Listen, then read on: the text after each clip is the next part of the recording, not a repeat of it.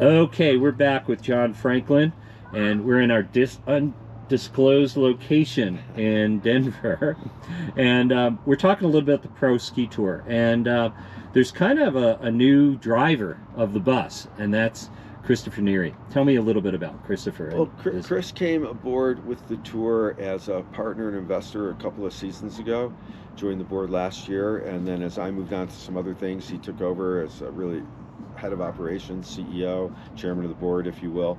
And it's been great because he's brought the tour back to the East Coast. There hadn't been a race in the East Coast in 5 or 6 years. We were more focused out here in Colorado and New Mexico and California.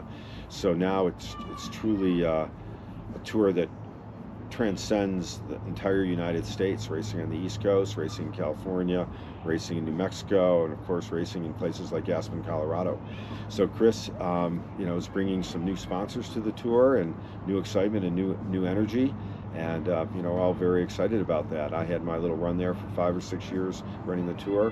I'm spending more time on my family and on some other business opportunities that I'm taking advantage of, and Chris is going to be the grand maestro running the World Pro Ski Tour for the next few years. We're all super excited about it.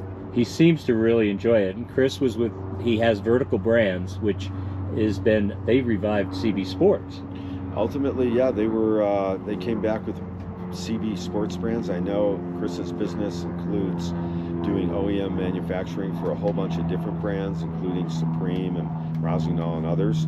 So he licensed the brand of CB, which is a brand we all grew up with. It was one of the top race brands in the United States and in the world back in the 70s and 80s. So we're all nostalgic for CB Sports, and they became a sponsor of the tour, and that was one of the ways I started working with Chris, because CB at that point was a sponsor of the tour, and Chris became excited about the tour. And it's great to see all the course workers and cameramen and 100 or so people that it takes to run a World Pro Ski race, all decked out in CB Sports outfits. And so many comments from people about the great resurrection of CB Sports. Yeah, I have quite a few CB jackets. As a matter of fact, the way I met Chris was I was in Aspen and I was wearing a corduroy CB jacket, which was Amazing. a redo.